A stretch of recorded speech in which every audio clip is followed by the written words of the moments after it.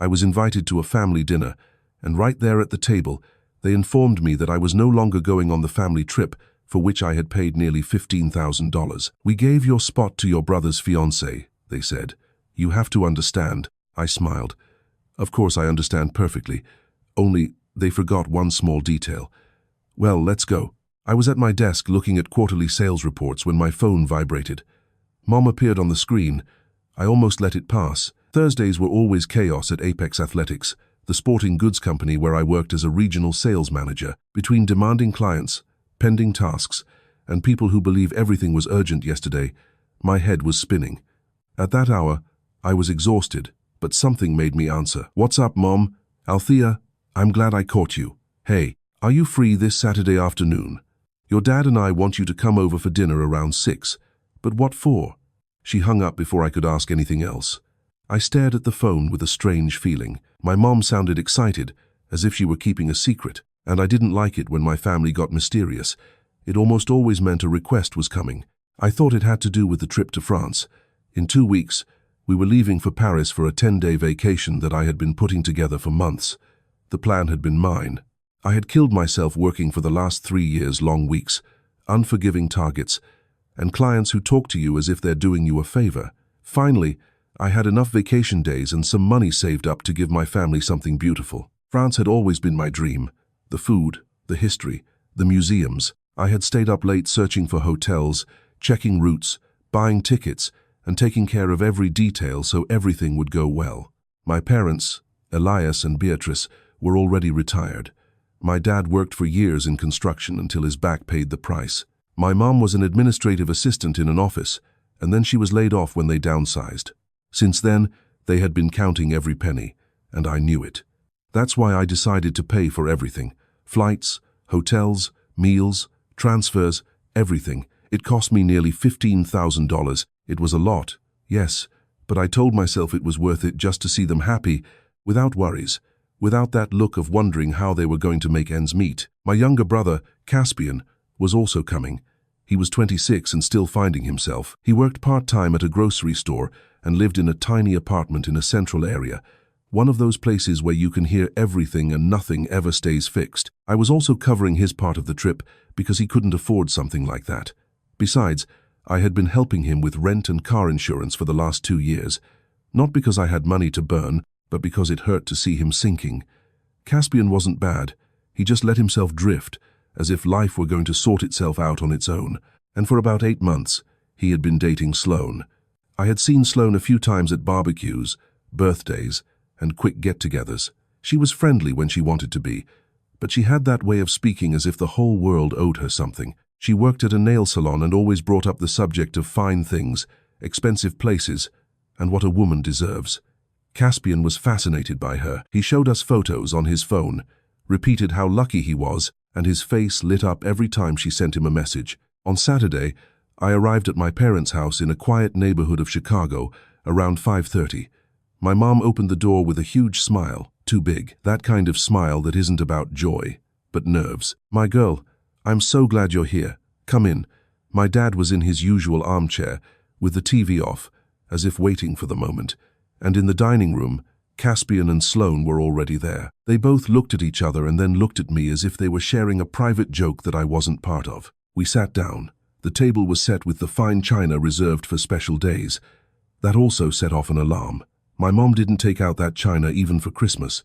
We ate, talked about random things, my work, how life was going, that the traffic was impossible but the atmosphere was tense, like when someone is waiting for a firecracker to go off. When we finished the main course, my mom cleared her throat. "Althea, honey, your dad and I want to talk to you about something important." The color drained from my face. "What happened? Are you okay? Is someone sick?"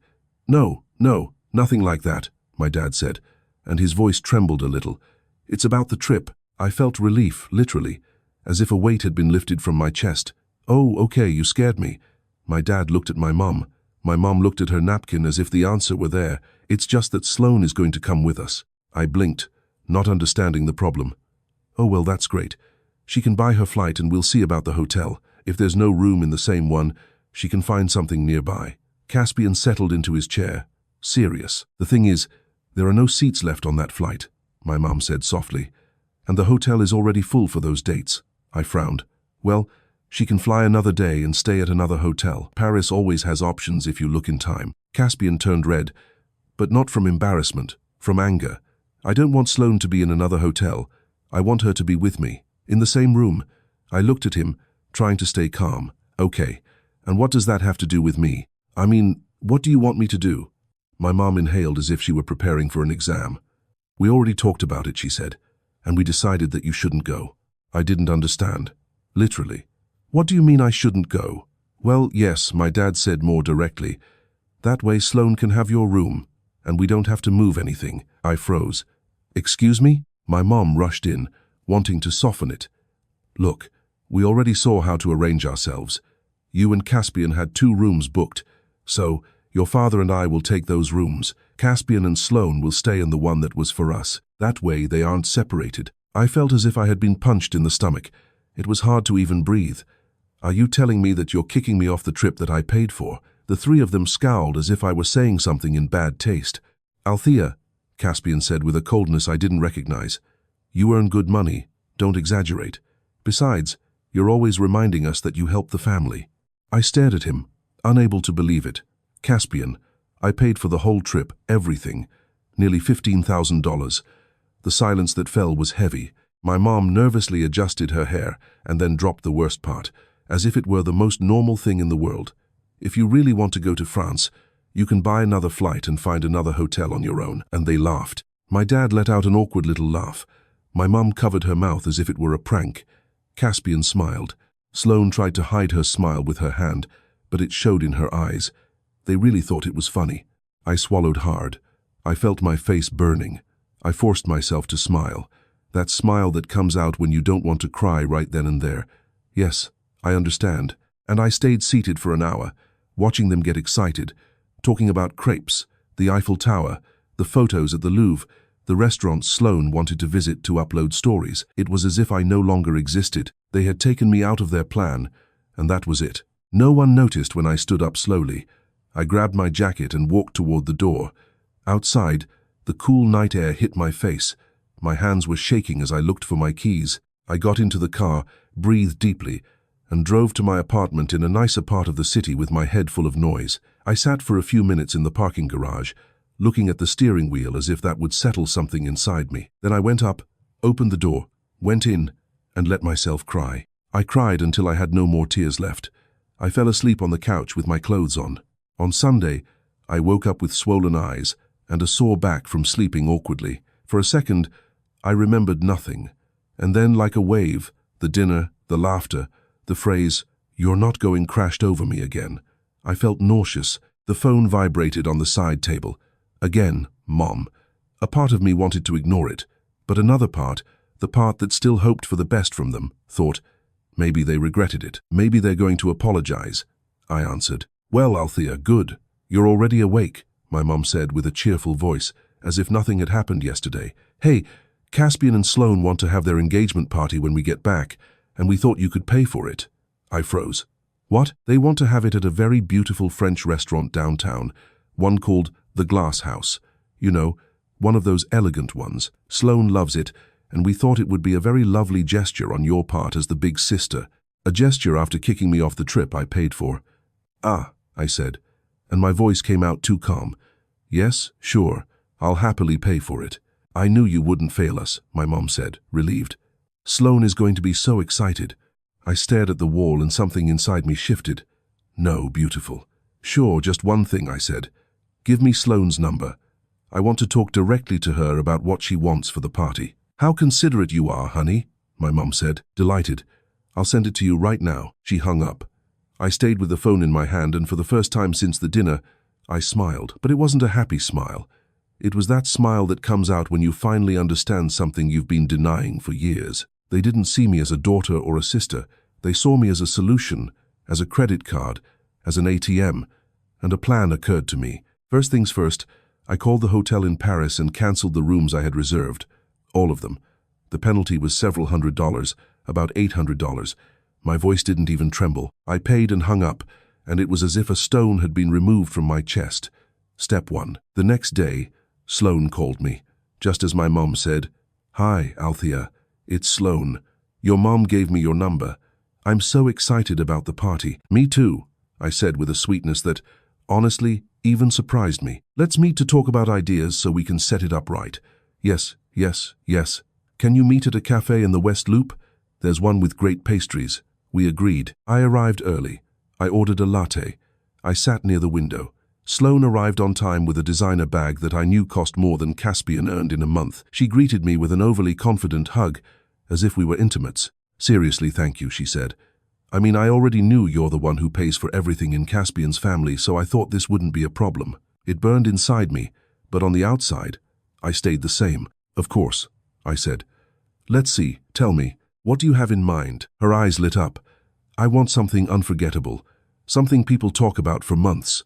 "Okay, I'm thinking, I don't know, 50 guests, maybe 60, an open bar, and live music." She said it as if she were asking for napkins. Open bar, live music, perfect, and real flowers everywhere. No fake flowers, it should look elegant. I nodded, as if it were nothing. "And a professional photographer," she added without breathing, "because obviously I want beautiful photos. Oh, and a chocolate fountain. I've always wanted a chocolate fountain." "I love the idea," I said. She took out her phone and started showing me images. "Look at this setup. Isn't it precious? Just the flowers must cost around $3,000, but it's worth it." "Sure," I said, smiling. "It's worth it. And the band I want charges about $2,000 for the night, but they're great. I saw them at my cousin's wedding." I was adding it up mentally, without a muscle in my face moving. "And for the toast," she said, "I want high-end champagne, not those that taste weird. It should be noticeable. Oh, and the dress." She let it out as if it were obvious. "I need a new one, something for a bride-to-be, but without looking like a wedding. I saw a gorgeous one at Nordstrom, about $1,200. I thought, well, since you're already paying for everything else." She made a gesture as if she couldn't help it, but her eyes said, "Don't even think about saying no." "That's fine," I told her. "I want you to feel perfect." Sloane almost sighed with pleasure. "You're the best future sister-in-law. Seriously." We continued for another hour. Everything was the best, the most beautiful, the finest. Special appetizers, expensive desserts, complete decoration, details to make it look like a magazine. When we finally said goodbye, my estimate was clear. That party was easily going to cost over $15,000. "It's going to be the best engagement party," Sloane said, already standing. "I'm sure it's going to look incredible on Instagram. My friends are going to die of envy." "Yes," I told her with the same calm. "Post it. Let everyone get excited." That night, Sloane sent me a link. I opened her post. There she was with emojis, inspiration photos, and a text that basically said Caspian's incredible sister was organizing a spectacular party for them at the Glass House with a live band, gourmet food, high-end champagne toast, everything. The post already had a lot of comments. Congratulations, excited faces, people saying, "How lucky, how great, what a level." I took a screenshot, saved it, then left the phone on the table and laughed. But not a joke laugh, a laugh of "I can't believe they're like this." There were 2 weeks left until the flight, 2 weeks for them to get more excited, 2 weeks for Sloane to keep bragging about her party, and my family to keep believing that I was going to resolve everything as always. Those 2 weeks went by fast. In that time, I hardly heard from them. Caspian sent me a message once. "Thanks for the party stuff. Seriously." My mom called me to check if I was okay because she noticed I was distant. I told her I was swamped with work. Sloane sent me new ideas for the party, each more expensive than the last. And when there were 3 days left before their departure, I made another call. Since I had bought the flights with my card and had the confirmation number, I was able to manage the cancellation of the return tickets without touching the departure. They charged me a penalty, of course, but it didn't even hurt. Now, if they wanted to return, they had to pay for new tickets with their own money. The night before their departure, I barely slept. A part of me felt guilty.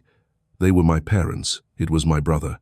I had good memories with them, birthdays, efforts, family moments. But then I remembered their laughter at dinner, the way they looked at me as if I were exaggerating for not letting it go, and the guilt faded like a light you turn off. Their flight left at 6 in the morning. That meant leaving for O'Hare International Airport around 4. I offered to take them. Part of me did it because that's who I am, and part of me did it because I wanted to see the start of it all. The alarm went off at 3:30. I got dressed, grabbed my keys and left. When I arrived at my parents' house, the four of them were already outside with suitcases. They looked excited and sleep-deprived.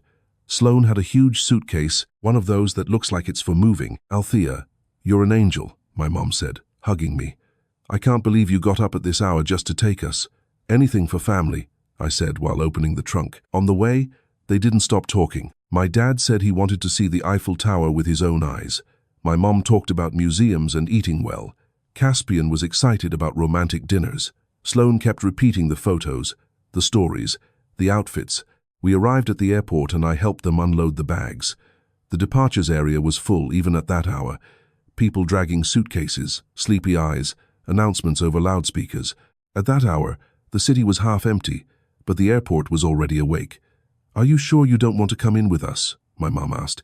"We can have a coffee while we wait." "No, I have to go," I lied. "I have an early meeting." It was a lie. I was going to go back to sleep for a while and then live my life without worrying about anyone. My mom hugged me tight. "You're such a responsible daughter, Althea. We can always count on you." I felt like telling her everything right there. But no, I just smiled. "Have an incredible trip," I said. "Seriously, enjoy it." I hugged them one by one. Sloane was the last. "Thanks again for the party," she said. "I promise it's going to be spectacular. You're the best future sister-in-law." I watched them walk toward the security checkpoints, pulling suitcases. Caspian had his arm over Sloane's shoulders. My parents were holding hands as if they were newlyweds. They looked happy. In a few hours, everything was going to change. I went back to my apartment. I tried to sleep, but I couldn't. My head replayed scenes like a movie. I imagined the arrival in Paris, the taxi, the lobby, the front desk, checking the computer and saying, "It doesn't appear." I decided that today I wasn't going to be available. I wasn't going to fix anything for them. I put the phone in a drawer and went for a run. I needed to get out the energy that was eating me up inside. The morning air hit my face, and for the first time in weeks, I felt something like freedom. I ran through streets I always saw in a hurry, and today they felt different. Then I showered, changed, and since it was mid-morning and the traffic wasn't heavy yet, I drove to a cafe on the other side of the city. I ordered a light breakfast and sat at a little table outside with the sun on me. In the afternoon, I went to my friend Maya's house. She lived about 20 minutes away at that time because it wasn't rush hour. I had known her since college. I didn't tell her all the drama in detail. I just told her that my trip to France fell through and that my head was in a knot. "That's frustrating," Maya said, sitting with me. "But hey, if you're not traveling anymore, come with us this weekend. Mark and I were going to go camping. You need to breathe. I won't be in the way." "How could you think that?" "It's going to be great. We'll hike, make a campfire, roast marshmallows. You'll disconnect a bit." It sounded perfect. "Sure," I said. "Count me in." We leave Friday morning and come back Monday. Bring comfortable clothes and hiking boots. That afternoon we talked about normal things, work, gossip, shows, Maya's new relationship. It did me good to be a person, not a wallet with legs. 2 days after the flight, late in the afternoon, I took the phone out of the drawer and turned it on. It started vibrating like crazy. Notifications, missed calls, messages, voice notes, everything was from them. I read the messages first. "Althea, call me as soon as you can. Urgent. Something happened with the hotel. Althea, please, answer. There's a problem. They say there's no reservation. We need help. Althea, please. The hotel says we don't have a room. What's happening?" There were many missed calls. I didn't listen to the voice notes. I didn't need to. I could perfectly imagine the tones: complaint, panic, demand. Just as I was about to put the phone down, it rang again. "Mom," I let it ring for a few seconds. I answered. "Well, Althea, thank God. Where were you? We've been looking for you for hours," my mom said, almost crying. "I was away. What happened?" "The hotel. They say there's no record. We have nowhere to stay." I breathed slowly. "Oh yes, it's just that I cancelled." Silence, and then I heard voices in the background. Caspian shouting something. Sloane sobbing. "What do you mean you cancelled?" my mom asked with a voice that was no longer sweet. "I cancelled the rooms, and I also cancelled the return flights." Caspian got on the phone, furious. "What's wrong with you? How could you do this? You're ungrateful. You left us stranded." I leaned against the wall, calm. "It was easy, Caspian. I called and cancelled, just like you cancelled me from the family trip I paid for." My mom tried to regain control. Althea, we're your family. We don't have money to pay for hotels here or to buy other return flights. You have to help us. No, I said. You have to. But no, I repeated more firmly. You already made it clear that you only see me as a solution. Well, the solution is over. I'm no longer your ATM. I hung up, and I blocked them. I blocked my mom, my dad, Caspian, and Sloan. I blocked them from calls, messages, apps, everything. The silence that remained afterward was peace. In the following days, messages started coming to me through other relatives. A cousin wrote to me. An uncle sent me a long message, all with the same idea that I should fix what had happened. I didn't answer. A week later, my Aunt Elena, my dad's sister, called me.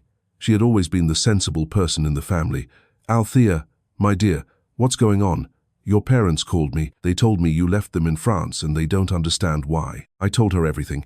From the dinner, to the laughter, to the request for the party, to Sloan talking as if I were her obligation. Aunt Elena listened without interrupting me. When I finished, she let out a long sigh. Look, what you did was harsh, but I won't tell you they didn't ask for it. Your parents have been settling in with you for years, and your brother got used to you rescuing him. Do you think I went too far? I think you finally defended yourself. It was about time. 2 days later, in the mid-afternoon, the doorbell rang. I looked through the peephole, and there the 4 of them were in my hallway. My mom, my dad, Caspian, and Sloan looked exhausted, with dark circles under their eyes, like people who come from fighting the world. I knew that conversation was going to happen, so I opened the door. We need to talk, my mum said, and walked in without waiting for permission. The others followed. The air became heavy. They had tense faces, tight jaws. You ruined everything, my mom said, raising her voice as soon as I closed the door. We had to pay for hotels with credit cards. We had to borrow money to buy return tickets. The whole trip went to waste because of you. My dad spoke with a contained rage that hurt me, but didn't break me. We spent days fighting with hotels, with airlines, looking for a place to sleep.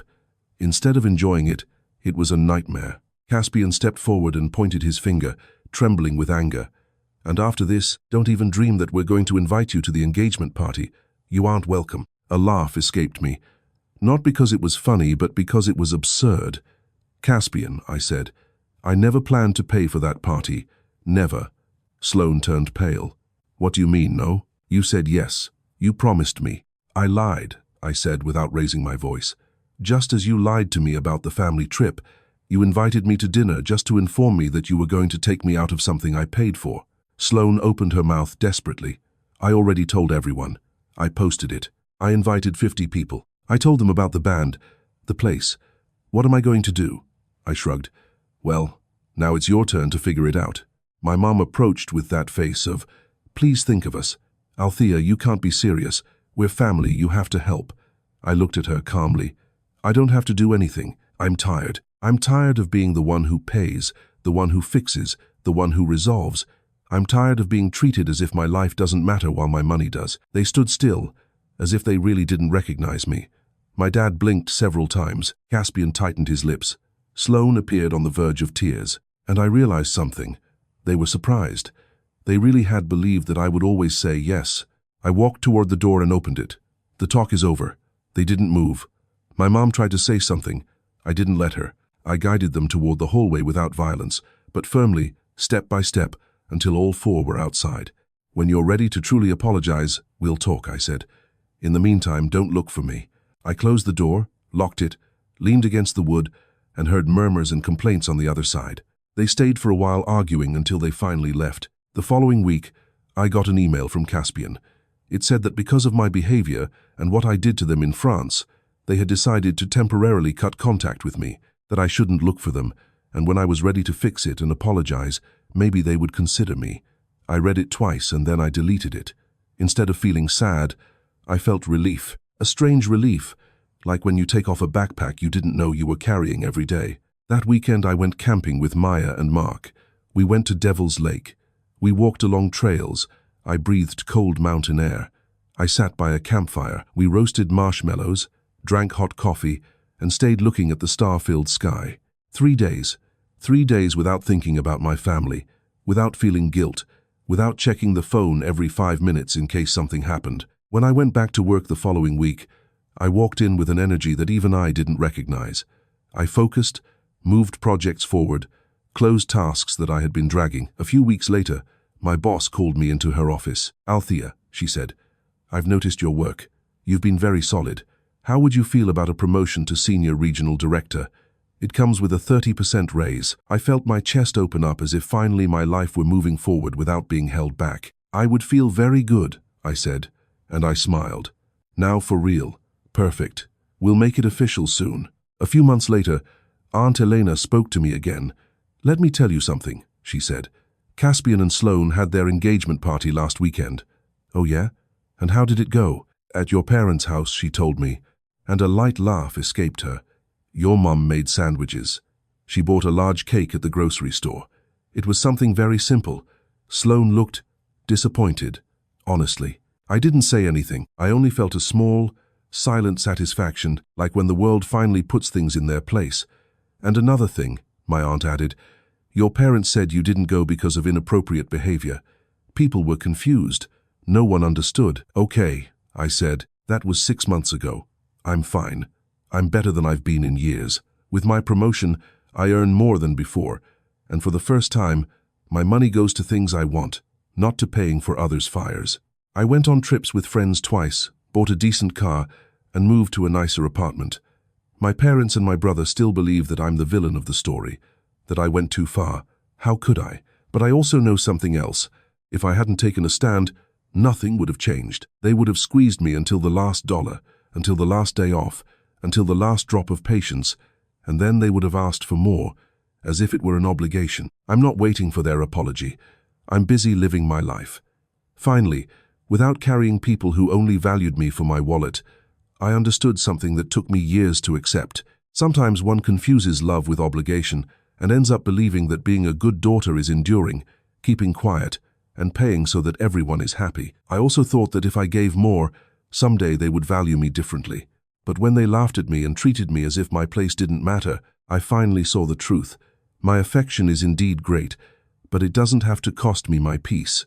If you've followed my story, thank you for accompanying me from the heart. Hopefully, this comforts you a little and reminds you that setting boundaries isn't abandoning family. It's taking care of yourself so you don't break. Helping is beautiful, yes, but when they demand it as if it were your duty, it's no longer help, it's abuse.